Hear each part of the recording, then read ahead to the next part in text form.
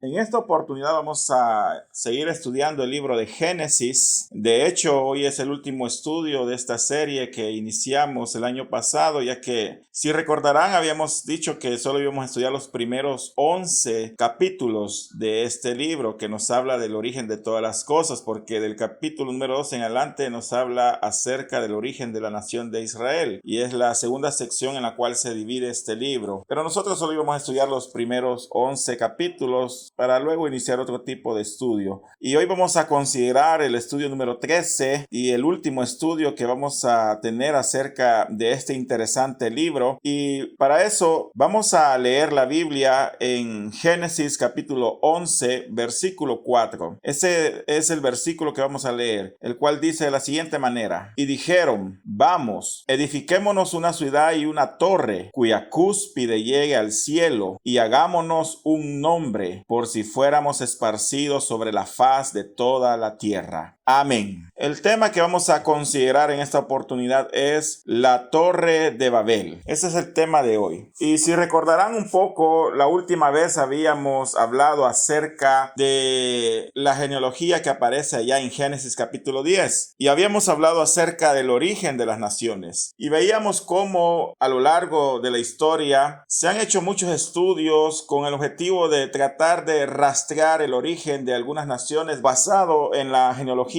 que aparece en Génesis capítulo 10. Ahí veíamos cómo toda la descendencia o todo el mundo o todas las naciones, mejor dicho, descienden de los tres hijos de Noé, que son Sem, Jafet y Cam. Y ahora llegamos al capítulo número 11, donde se nos habla acerca de un tema que creo que todos hemos escuchado, y es la Torre de Babel. Y luego de esto, también el libro de Génesis en el capítulo 11 terminará este capítulo hablándonos acerca de la genealogía de Sem. Y este capítulo es importante porque de alguna manera nos muestra cómo después del diluvio la humanidad comenzó a organizarse como naciones. Y allá en Génesis capítulo 10, versículo del 8 al 12, veíamos que aparecía el nombre de un personaje que es muy conocido, quizás a lo mejor por muchas personas. Su nombre aparece aquí en la Biblia, pero también es un personaje que aparece en otras mitologías de la antigua Mesopotamia. Este es Nimrod. Y allá en Génesis capítulo 10, versículo 8 al 12, se nos dice que Cus engendró a Nimrod, quien llegó a ser el primer poderoso de la tierra. Si recordarán también ustedes, verán que Cus era el padre de Nimrod, pero este Cus era a la vez hijo de Cam, uno de los hijos también de Noé. Y dice que este Cus tuvo un hijo que se llamó Nimrod, el cual llegó a ser el primer poderoso de la tierra. Es decir, de alguna manera la Biblia resalta que este hombre llegó a convertirse en el primer gobernador importante de la tierra. Tanto que aquí en la Biblia se nos da este detalle acerca de su persona. Dice que este fue un hombre vigoroso, un cazador vigoroso delante de Jehová, por lo cual había un dicho que decía, así como Nimrod, vigoroso cazador delante de Jehová. Ese era el dicho que existía en aquel entonces. Entonces no cabe duda que definitivamente Nimrod llegó a ser un tipo de gobernador, un hombre que de alguna manera tenía una gran influencia sobre el mundo que comenzaba después del diluvio. Y su influencia fue tan grande que también llegó a edificar muchas ciudades. Aquí también se nos dice que él fue el que comenzó el reino de Babel, Erech, Akkad y Calné en la tierra de Sinar, es decir, allá en la parte de Babilonia. Y de esta tierra dice que salió para Asiria y edificó Nínive, Rehoboth, Cala y Resem, que está entre Nínive y Cala, la cual es ciudad grande. Es decir, este hombre edificó ciudades que llegaron a ser grandes y poderosas, y que también podemos ver a lo largo de la Biblia cómo llegaron a influir también en el destino de en la historia, mejor dicho, de la humanidad. Así que aquí vemos a un hombre que es el primer gobernador de la tierra. El problema con esto es que Nimrod fue una persona mala, una persona perversa delante de los ojos de Dios. Es más, su mismo nombre lo dice. En el hebreo original, Nimrod lo que significa es rebelémonos. Ese es el significado del nombre de Nimrod. Significa rebelémonos. Y de alguna manera nos dice el carácter carácter que este hombre tenía. Por tanto, Nimrod podemos asegurar que no fue un hombre bueno delante de Dios, no fue un hombre que buscó hacer la voluntad de Dios, tal y como lo había hecho el patriarca Noé, sino que fue un hombre que quiso hacer las cosas como a él le parecían mejor. Tanto es así que su nombre significaba rebelión. Ahora, si llegamos al capítulo 11, ahí se nos comienza a hablar un poco más detallado de la forma de cómo los primeros habitantes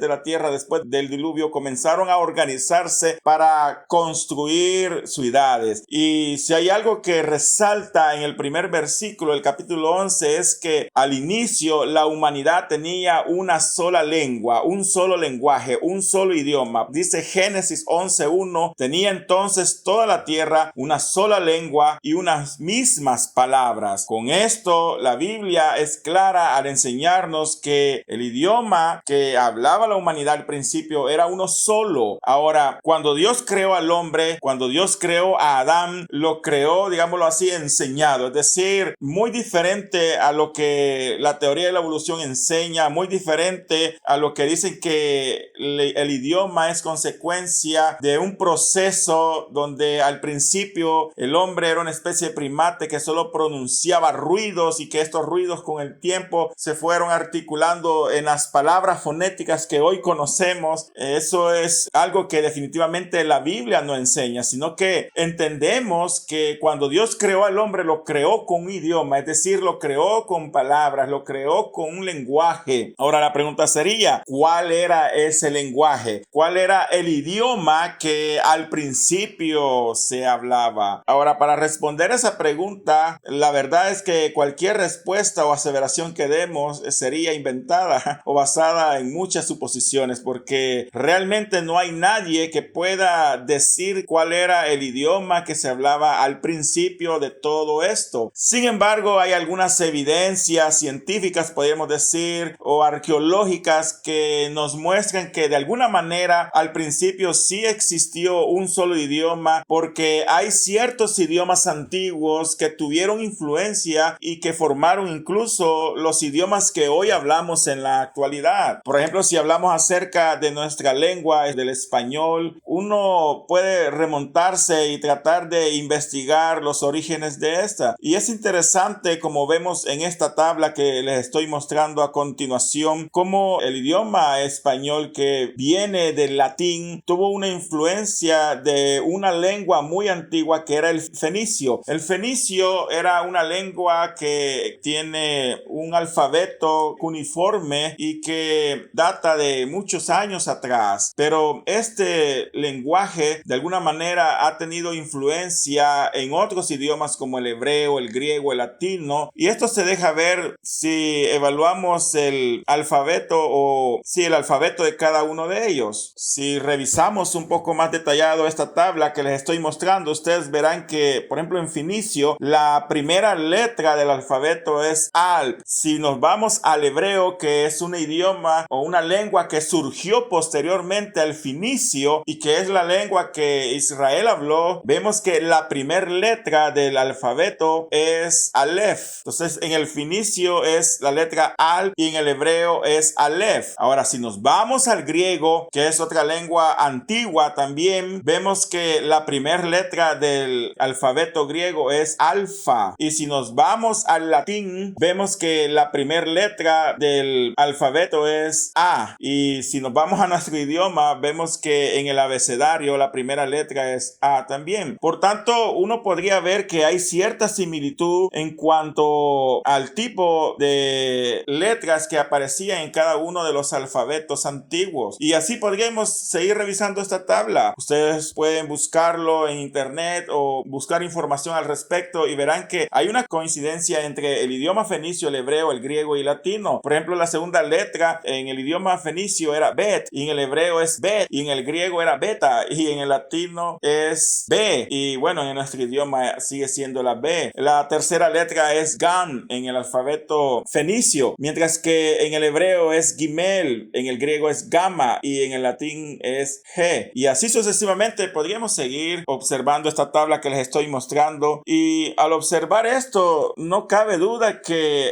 el idioma latín del cual deriva casi el 60-65% de nuestro idioma español, o que tiene influencia en nuestro idioma español, tiene también una influencia que se rastrea hasta el mismo idioma fenicio, que es uno de los idiomas más antiguos que hoy por hoy se tienen. Así que definitivamente uno puede ver que hay una influencia en los lenguajes antiguos que está presente aún en muchos idiomas que se hablan alrededor del mundo, porque aquí solo les estoy hablando acerca del español. Sin embargo, uno podría comenzar a estudiar y comenzar a rastrear el origen de todos estos idiomas, y uno podría darse cuenta que definitivamente a lo mejor, y no es a lo mejor, sino que sí, realmente todo apunta a que al principio hubo una sola lengua, pero conforme las naciones se esparcieron por todo el mundo, y como vamos a ver, Dios confundió las lenguas, y la misma separación del mundo, aún hablando la misma lengua, dio origen a otras formas de pronunciación, y esto al mismo tiempo da paso a otros idiomas. Y también uno puede ver que las lenguas, conforme el tiempo pasa, también van evolucionando. Sería difícil rastrear o decir cuál fue el primer idioma que se habló. No podríamos nosotros afirmar que el fenicio fue el primer idioma que se habló, porque es bastante difícil, y aún así, como les digo, los idiomas van evolucionando, y esto dan paso a más idiomas, lo cual se vuelve más difícil en la actualidad tratar de rastrear el origen del primer idioma que el ser humano habló. Basta evaluar nuestro idioma. Por ejemplo, el idioma español ha venido evolucionando, porque el español que se habló allá, por ejemplo, en 1596, no es el mismo español que hoy por hoy nosotros hablamos. Es muy diferente. Yo les tengo aquí un trozo o una parte de la Biblia en el libro de Génesis capítulo 1 versículo 1 al 3, que está en español antiguo, el español de 1569, que fue el español en el cual se escribió la Biblia del oso. Y uno puede ver aquí, si ustedes observan en su pantalla y lo leen, se darán cuenta que este español era muy diferente al español que hoy hablamos. Por ejemplo, dice que en el principio crió Dios los cielos y la tierra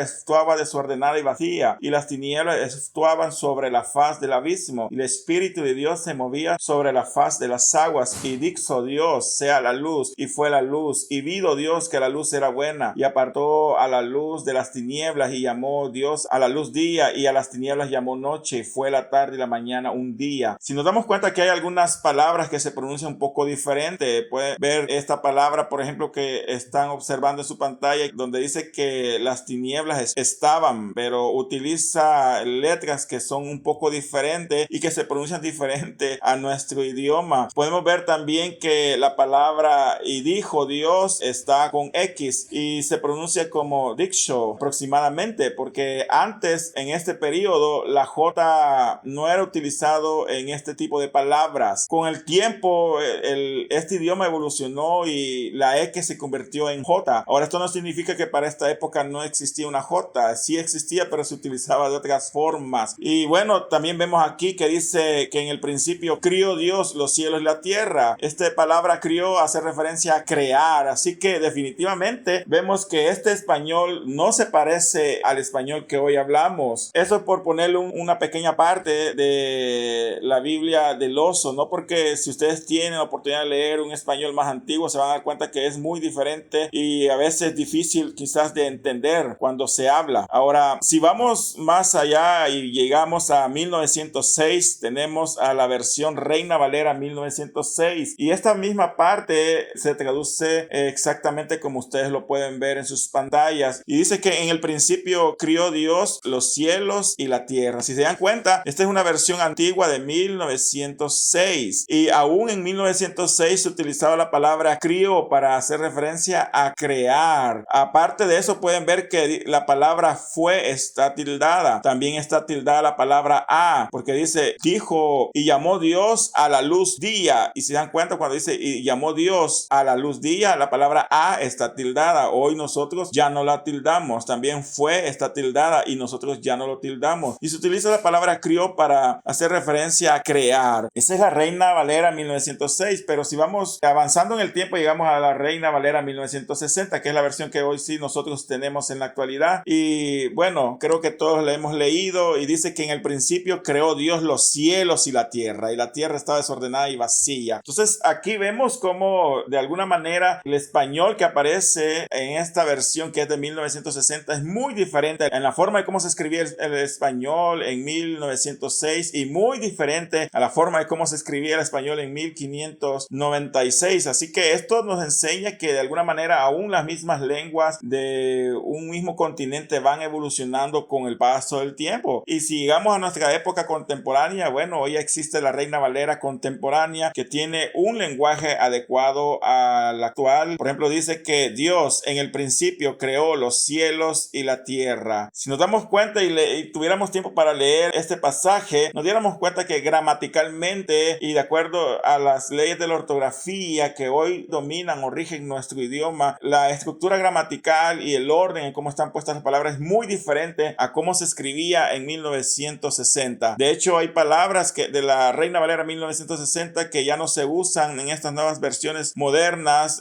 Palabras como benignidad, palabras como longanimidad, templanza, son palabras muy antiguas que eran propias del idioma de aquel entonces, pero hoy han caído en desuso. Así que esto nos muestra que sería bien difícil tratar de rastrear a través de los idiomas y decir cuál es el idioma original que se habló al principio, o pensar que quizás a lo mejor en algún país todavía se conserva ese idioma original, porque aunque así fuese, aunque una nación o un grupo de personas se hubiese quedado hablando ese idioma original del principio, con el tiempo hubiese sufrido transformaciones importantes, lo más seguro es que hoy por hoy fuera totalmente diferente a como el principio se habló. Así que rastrear el origen del idioma original es muy difícil, pero lo que sí podemos decir es que al principio se habló una sola lengua y estos comienzan a construir las primeras ciudades, porque a partir del versículo 2 y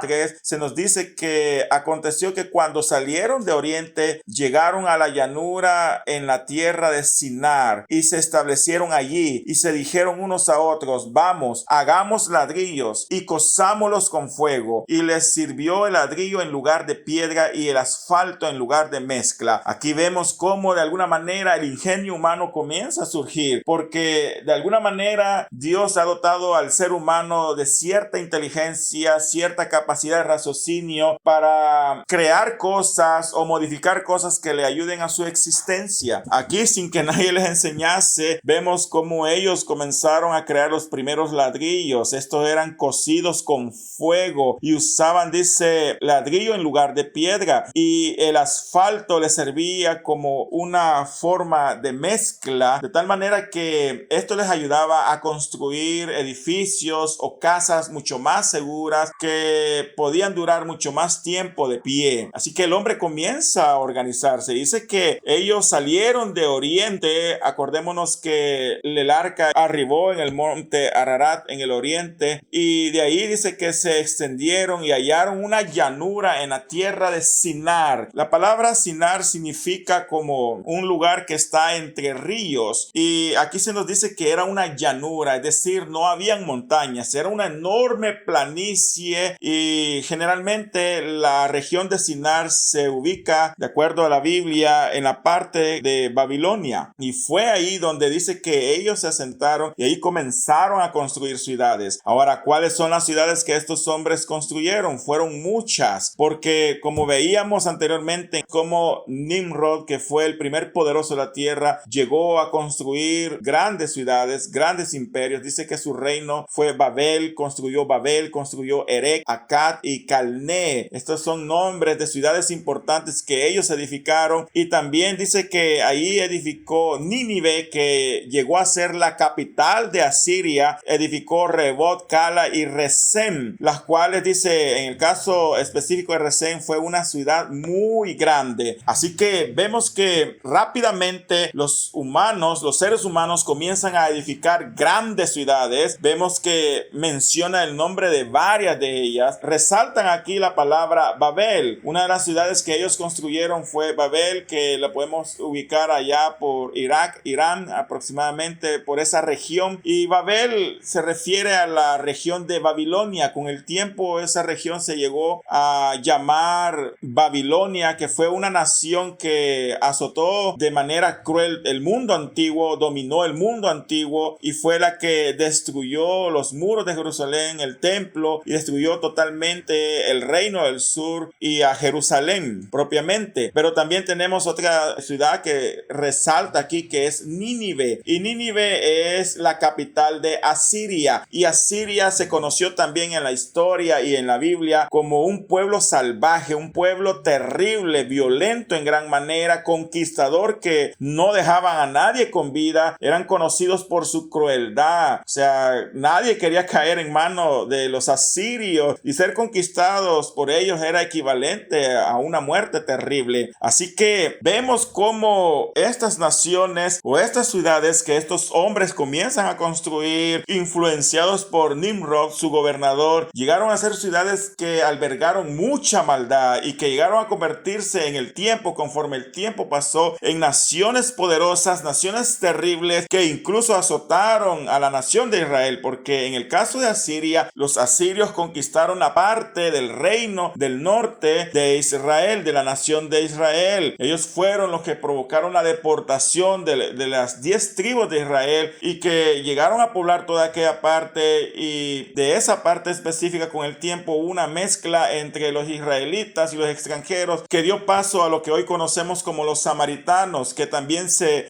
ven en la Biblia, que aparecen los samaritanos, y de hecho todavía existen los samaritanos. Pero los samaritanos era eso, era una mezcla entre un gentil o un extranjero y un israelita. No eran israelitas de sangre pura, pero sí, ellos de alguna manera, los samaritanos, tenían o obedecían la ley de Moisés, pero tenían algunas cosas que eran un poco diferentes en cuanto a la ortodoxia de su religión, que era muy diferente a la que tenían los judíos propiamente del reino del sur. Pero también el reino del sur cayó en manos de otra nación que surge aquí, que eran los babilonios, y los babilonios llegaron a destruir Jerusalén, como ya lo mencionamos. Por tanto, uno puede ver cómo el mundo o la civilización de este entonces comienza a multiplicarse, comienzan a edificar grandes ciudades y comienzan a ser dirigidas por hombres sin escrúpulos, hombres malos cuyos nombres significaban rebelión, como en el caso de Nimrod. Entonces ellos comienzan a organizarse de esta manera, y su soberbia se deja ver en los siguientes versículos que siguen en el capítulo 11, porque dice que el hombre comienza a rebelarse en contra de Dios, porque ellos dijeron: vamos, edifiquémonos una ciudad y una torre cuya cúspide llegue al cielo, y hagámonos un nombre, por si fuésemos esparcidos sobre la faz de toda la tierra. Aquí podemos ver el pecado evidente de estos hombres, la soberbia, la rebelión en contra de Dios, la rebelión del hombre, esa oposición del hombre de quererse someter a Dios, de querer hacer la voluntad de Dios, de querer hacer las cosas como a él le parecen mejor, de querer edificarse un nombre que lo exalte en gran manera, porque ellos dijeron: vamos, edifiquémonos una ciudad y una torre. Ellos querían edificar una ciudad grande en la cual pudiesen habitar. Ellos no estaban pensando en esparcirse sobre toda la tierra, en contra de la orden que Dios les había dado, porque Dios les había dicho allá cuando salieron del arca a Noé y a sus hijos: multiplíquense y llenen toda la tierra. Pero ellos no habían obedecido. Esto no les parecía bien a ellos. Ellos querían seguir juntos, porque juntos se sentían fuertes, y dijeron: edifiquémonos una ciudad y una torre. Y aquí aparece esta palabra, que es la palabra torre. Y esta torre ellos querían que fuese grande en gran manera, porque decía: edifiquémonos una torre cuya cúspide llegue al cielo. Es decir, querían que esta torre sobresaliera sobre la gran ciudad. Acordémonos que ellos están en la tierra de Sinar. Es una tierra en medio de un valle, no hay montañas, de tal manera que es una gran planicie, y podemos imaginarnos esa gran ciudad en medio de esa gran planicie, y cómo podía levantarse una gran torre que podía verse por todos los extremos y en todos los lugares de aquella ciudad donde donde ellos iban a habitar. Ellos querían construir esta torre como un símbolo de su orgullo, como un símbolo de su unidad, pero una unidad mala en contra de Dios, un símbolo de su propia desobediencia y un símbolo de su poder, porque ellos al estar unidos se sentían fuertes, eran fuertes. Ellos creían que nada ni nadie los podía detener. Ellos pensaban que podían construir un imperio poderoso, que nadie iba a detenerlos, e incluso pensaban que esa torre iba a ser un símbolo de su poder, porque su cúspide llegaría al cielo y se harían un nombre, es decir, un nombre que iba a ser recordado por todos los tiempos. Entonces definitivamente vemos cómo estos hombres definitivamente estaban en contra de la voluntad de Dios. Y ellos decían: construyámoslos por si fuésemos esparcidos sobre la faz de toda la tierra, porque ellos sabían que Dios los podía esparcir, pero ellos no querían hacerlo. Dijeron: construyámonos esta torre para evitar eso, y por si acaso esta torre inmensa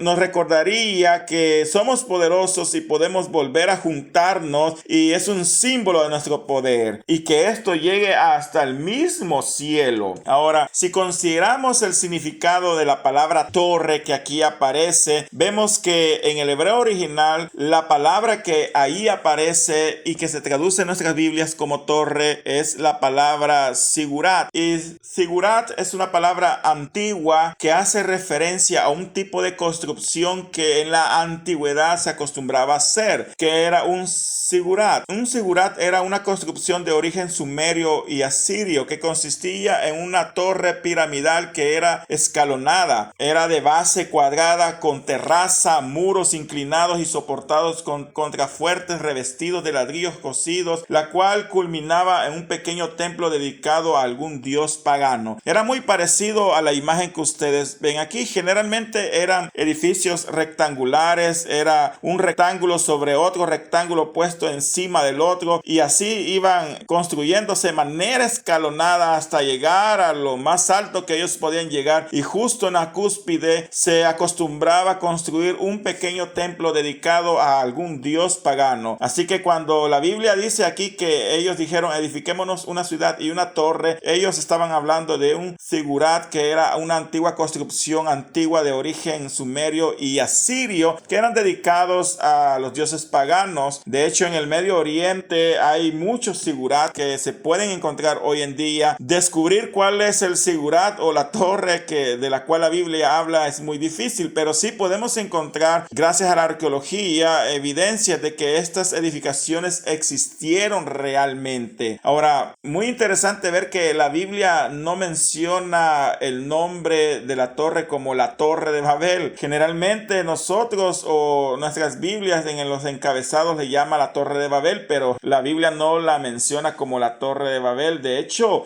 no fue la única torre o el único sigurat que se construyó en la antigüedad. Habían muchos sigurat, así que cuando construían las ciudades, estas ciudades de las cuales se nos habla aquí en la Biblia, a lo mejor construyeron muchas torres parecidas a estas. Pero lo que sí es notorio y que casi no se hace referencia es a las grandes ciudades que construyeron, porque si hay algo que construyeron en cantidades enormes fueron ciudades, como ya lo hemos visto anteriormente. A veces se le hace más referencia o se habla más acerca de la Torre de Babel, que era un sigurat, como ya lo vimos, que a la enorme cantidad de ciudades que construyeron estas personas. Pero ellos construyeron estas ciudades y decidieron poner una torre cuya cúspide llegaría al cielo, y esto era un símbolo de su orgullo, porque ellos decían: hagámonos un nombre, es decir, hagámonos un nombre del cual nos sintamos orgullosos. Y aquí vemos la necesidad o la tendencia, mejor dicho, del hombre a ser reconocido por su poder, a ser reconocido por sus muchas habilidades. Un hombre que es orgulloso en sí y que no decide darle gloria a Dios. Nosotros, por el contrario, debemos reconocer que toda la gloria es de Dios, que si hay algún mérito en nosotros, que si algo bueno hemos logrado en la vida, no es porque nosotros seamos mejores que los demás, no es porque nosotros seamos poderosos en la vida, sino que realmente Dios nos los ha dado. Dios nos ha regalado esta salud, Dios nos ha regalado estas habilidades, dones que hoy tenemos, y es por su gracia. Realmente esta debe ser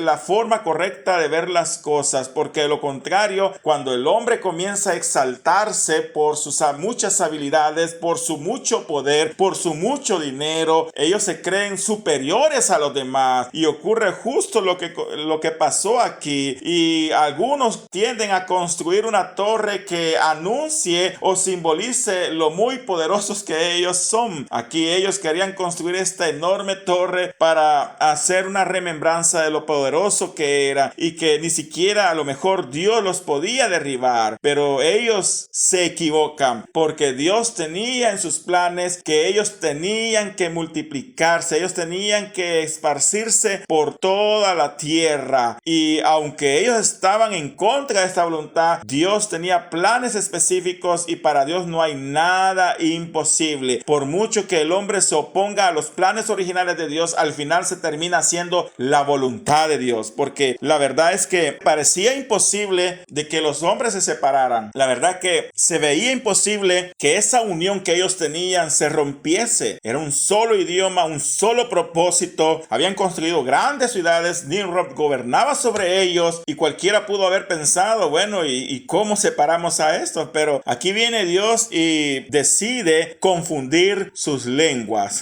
Algo que creo que nadie se lo esperaba. Yo creo que en esta época nadie se imaginaba que Dios pudiese hacer algo así como confundir las lenguas. Tal vez para nosotros hoy las lenguas diferentes son algo común porque sabemos que se hablan diferentes idiomas alrededor del mundo, pero en esta época no, y a lo mejor para el hombre era imposible imaginarse que existiesen o llegasen a existir estas barreras de comunicación como lo fue para el hombre antes del diluvio, que era imposible para ellos el imaginar que pudiese venir un juicio por medio de la lluvia si nunca había llovido antes. Pero la verdad es que cuando Dios se propone algo, Dios lo logra. Y aquí vemos en Génesis capítulo 11 versículos del 5 al 9 cómo Dios decide confundir la lengua. Y dice la Biblia: y descendió Jehová para ver la ciudad y la torre que edificaban los hijos de los hombres. Y dijo Jehová: he aquí el pueblo es uno, y todos estos tienen un solo lenguaje, y han comenzado la obra, y nada les hará desistir ahora de lo que han pensado hacer. Fíjese bien que incluso el mismo Dios sabía que nada ni nadie los detendría. Pero mire lo que Dios hace. Ahora pues, dice Dios, descendamos y confundamos ahí su lengua para que ninguno entienda el habla de su compañero. Así los esparció Jehová desde ahí sobre la faz de la tierra y dejaron de edificar la ciudad. Aquí Dios dijo: descendamos y confundamos ahí su lengua. Fíjese bien el lenguaje que Dios está utilizando porque está hablando en plural. Él dijo: descendamos y confundamos. Él pudo decir: descenderé y confundiré. Pero ¿por qué habla en plural? Algunos dicen que porque les está hablando a los ángeles, pero realmente Dios no está hablando con los ángeles. Él está hablando con otras personas iguales a él que tenían el mismo poder para descender y confundir las lenguas. Ahora, ¿quiénes eran estas personas? Pues las personas de la Trinidad Divina. Hoy conocemos en el Antiguo Testamento, conforme la revelación ha ido avanzando y se ha dado a conocer progresivamente al hombre, hoy sabemos que hay un solo Dios, pero tres personas diferentes: el Padre, el Hijo y el Espíritu Santo. Pero aquí en esta parte de la Biblia, especialmente en este libro de Génesis, cuya teología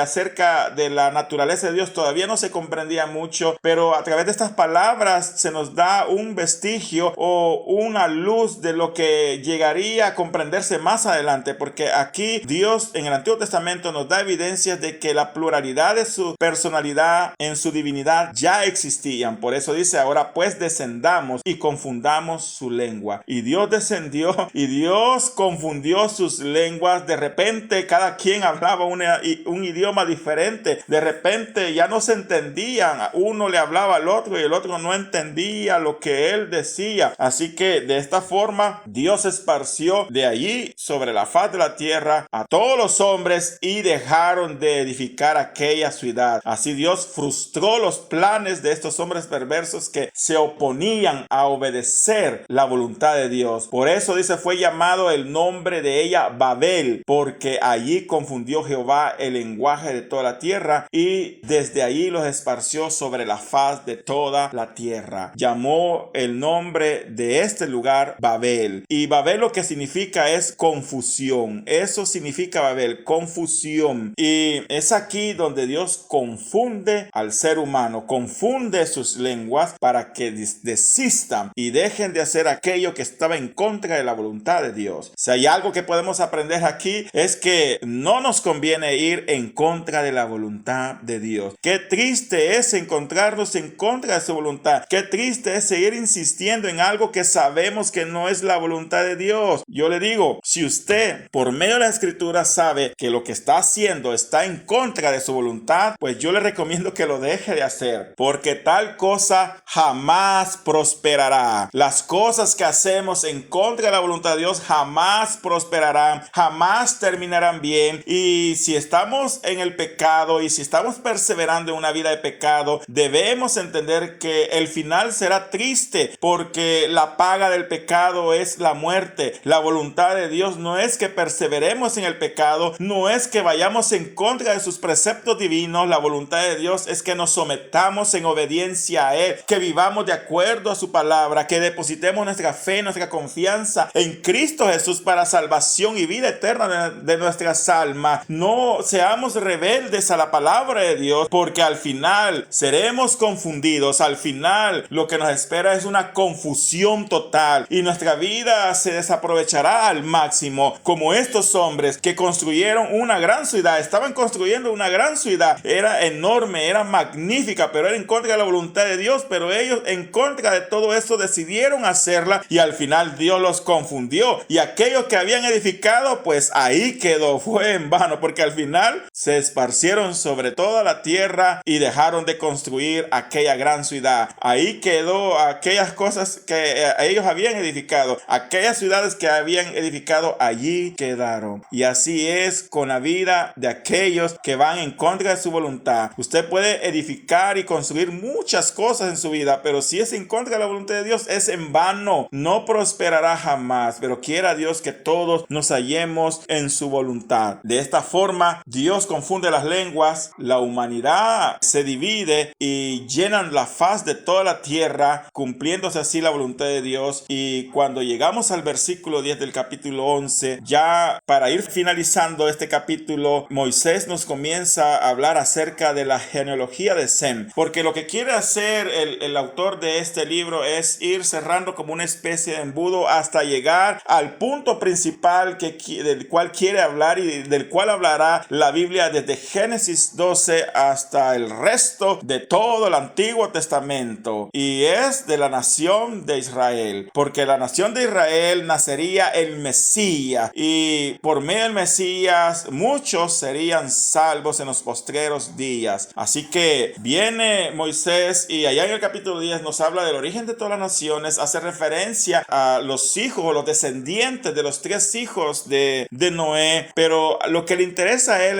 a Moisés es precisamente la descendencia de Sem, y más que la descendencia de Sem, lo que le interesa es la descendencia de dónde vendría Abraham, porque en Génesis capítulo 11 versículo del 10 al 26 se nos habla de los descendientes de Sem, de Arfaxad, de Sala, de Heber y Peleg. Veíamos la última vez que Heber tuvo 2 hijos, uno de esos fue Peleg, y Peleg dio a luz a Reu, Reu a Serug, Serug a Nacor, y Nacor dio a luz a Taré, y Taré fue el padre de Abram, quien con el tiempo llegó a llamarse Abraham, el cual fue el padre de todos los israelitas. Podemos ver en esta tabla la cantidad de años que habían pasado después del diluvio. Por ejemplo, Arfaxad nació 2 años después del diluvio, y si vemos a Abraham, él nació 292 años después del diluvio. Podemos ver los años que cada uno de estos patriarcas tuvieron cuando nació su primogénito y cuántos años más vivieron después de haber tenido su primogénito. En general, aquí podemos ver las descendencias de Sem, y lo más importante es llegar a Taré, porque luego a partir del versículo 27 se nos habla acerca de la historia de la descendencia de Taré. Allá en Génesis capítulo 11 versículo 27 al 30 dice: y esta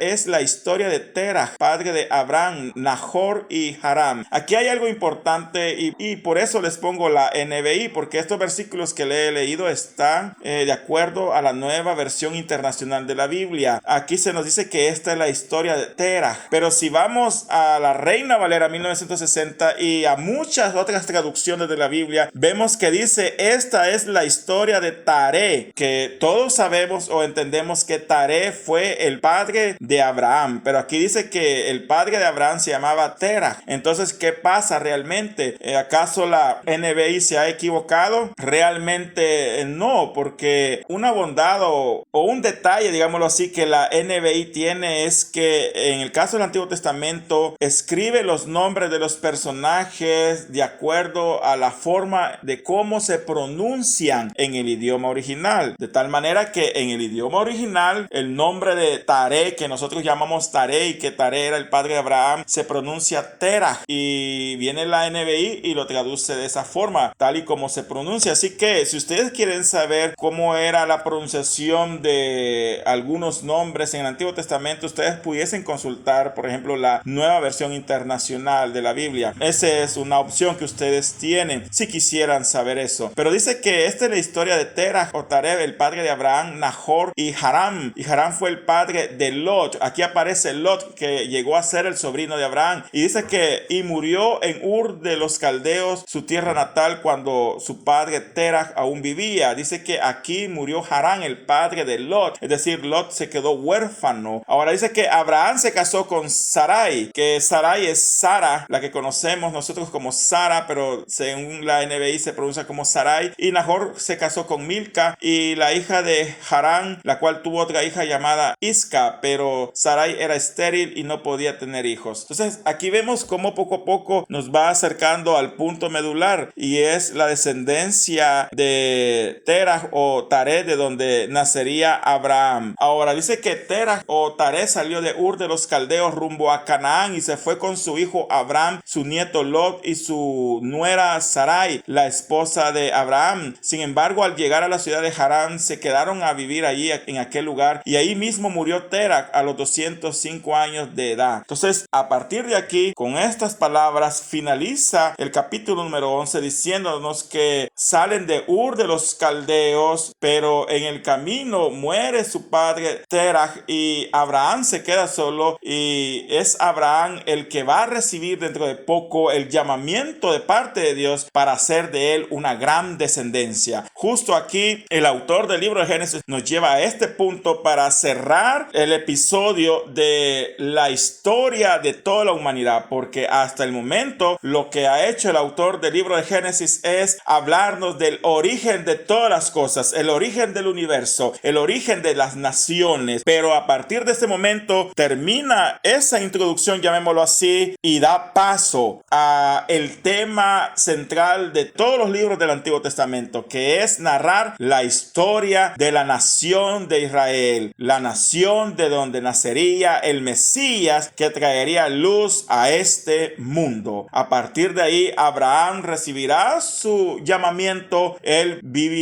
para esta época iba a estar viviendo en Ur de los Caldeos, tal y como pueden ver en este mapa que yo les estoy mostrando, y de Ur Dios se le manifestaría y se le revelaría y le diría que él es el Dios todopoderoso, que lo llamaría para dejar su tierra y su parentela e irse a la tierra que le mostraría y que le daría como descendencia, como herencia, a su descendencia, la tierra que le daría a su descendencia como herencia. Ahora, si observamos el mapa, podemos ver qué tan lejos quedaba la tierra que Dios le estaba prometiendo, porque en aquel entonces él vivía aquí en esta parte que ustedes están viendo en rojo, allá en el Medio Oriente, en la región de Caldea, Babilonia. Toda esta era la parte de Babel que les mencioné al principio, en el valle de Sinar, y aquí están los dos ríos famosos entre Mesopotamia, el Éufrates y el Tigres, y realmente la tierra que Dios le había prometido dar estaba en esta región que ustedes ven acá, que era la región de Canaán, que posteriormente llegaría a convertirse en Israel. Pero imagínense la gran distancia que existía desde Ur hasta la región de Canaán, pero es aquí donde Dios le dice: vete de tu tierra y vete a la tierra que te mostraré. Y Abraham demostró su gran fe al dejar lo que en aquel día o en aquel entonces se conocía como el centro de la civilización. Existían terribles desiertos, existían peligros de ladrones, en aquel entonces podían asaltarlo hasta quitarle la vida, pero Abraham demostró su fe al desobedecer a Dios e irse rumbo a esta tierra. Ahora, cuando hablamos acerca de los viajes de Abraham, generalmente uno piensa que Abraham anduvo en medio de desiertos donde no había agua, pero realmente no fue tanto así. Sí habían desiertos que rodeaban las partes que Abraham transitaba, pero en aquel entonces la forma o la geografía de la tierra era muy diferente de la que hoy se conoce. Hoy, si vemos el Medio Oriente, vamos a ver que está rodeado de terribles desiertos, pero en aquel entonces, acordémonos, la tierra no tenía muchos años y las condiciones climáticas y las condiciones de vegetación eran muy diferentes, y hay evidencia de que esta parte que ustedes ven acá en forma de surco estaba llena de vegetación. A esto se le conoce como la media luna fértil. Si ustedes ven, la media luna fértil fue una franja en forma de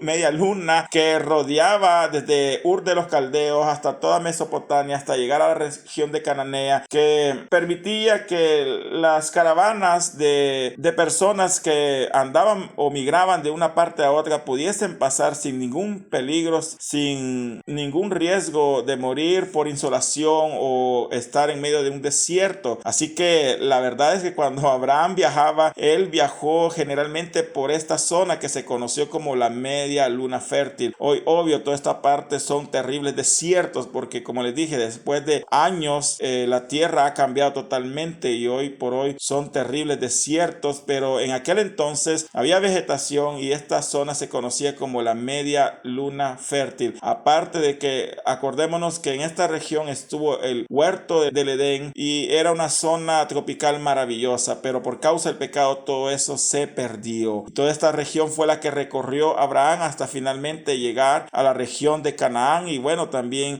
visitó la parte de Egipto. Así que de esta manera termina el capítulo número 11 del libro de Génesis, abriendo un nuevo capítulo que habla acerca del llamamiento de Abraham y toda una historia que va a iniciar a partir del capítulo número 12 del libro de Génesis, pero que se va a extender no solo a lo largo del resto de capítulos del libro de Génesis, sino que a través de todo el Antiguo Testamento. Pero por hoy nosotros hemos finalizado este estudio, hemos finalizado el estudio de estos 11 capítulos que nos enseñan grandes cosas. Hemos visto temas controversiales, temas muy interesantes, pero sobre todo hemos aprendido que Dios es el creador de los cielos y la tierra, que en el principio Dios creó los cielos y la tierra. Así que creámosle a Dios, creamos por fe que Él creó todas las cosas y que ahora Dios nos da vida eterna por medio de su Hijo. Y Dios creó al ser humano perfecto al principio, pero esta perfección, este hombre perfecto se dañó por causa del pecado, pero ahora Dios promete restaurar esa imagen perdida a través de su Hijo amado, quien es Jesucristo. Así que usted puede recibirlo ahora, usted puede abrir su corazón a Cristo y verá que Cristo transformará su vida, y un día, cuando estemos delante de su presencia, seremos restaurados totalmente a aquella imagen que se perdió. Y Dios ha prometido darnos vida eterna. Aprovechemos esta oportunidad para poder entregar nuestras vidas a Jesús. Así que oremos y démosle gracias a Dios por este tiempo de estudio. Padre que estás en los cielos, gracias te damos, Señor, por tu palabra. Gracias, Señor, por este estudio que nos has permitido finalizar en esta noche. Te damos las gracias, Señor, porque tu misericordia es infinita. Gracias por todas tus mercedes. Ayúdanos, Señor, para que podamos continuar aprendiendo tu palabra, pero sobre todo, Señor, poniéndola en práctica. Gracias, Señor, por este maravilloso libro, por estos 11 capítulos que nos han enseñado mucho. Ayúdanos a vivir nuestra fe y a defender la patria celestial. Te pido por las personas que nos están escuchando, por los que se han conectado. Bendícelos, Señor, enormemente. Y aquellos que aún no te conocen, sálvalos, Señor. Que su corazón pueda abrirse a ti, Señor, y puedan reconocerte como, no solo como el creador de los cielos y la tierra, sino que como su Señor y Salvador. En el nombre de Jesús te lo pedimos. Amén y amén.